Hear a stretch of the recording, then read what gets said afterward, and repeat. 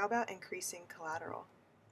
Collateral is used to reduce risk, so then can the bank increase the collateral requirements, thus reducing demand for funds and default risk? No, because higher collateral means firms can only finance smaller projects with higher risk. Therefore, higher collateral results in adverse selection. Also, another point that Stieglitz and Weiss brings up with adverse selection effects are that wealthy individuals are more risky. And the reason that they give is that these wealthy individuals were the ones who engaged in really risky projects, but were lucky enough to be successful. So that's how they got wealthy, was that they're inherently more risky.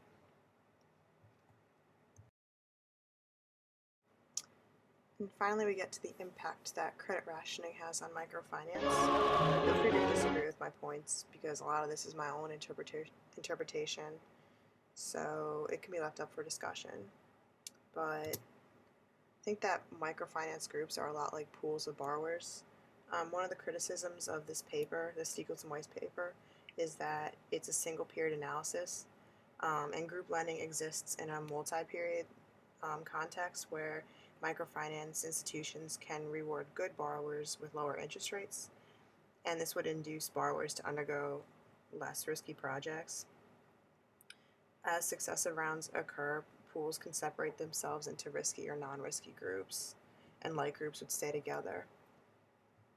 And I guess the close-knit character of many traditional rural societies implies that lenders possess a great deal of information about relevant borrower characteristics, like say farming ability or their risk patterns, so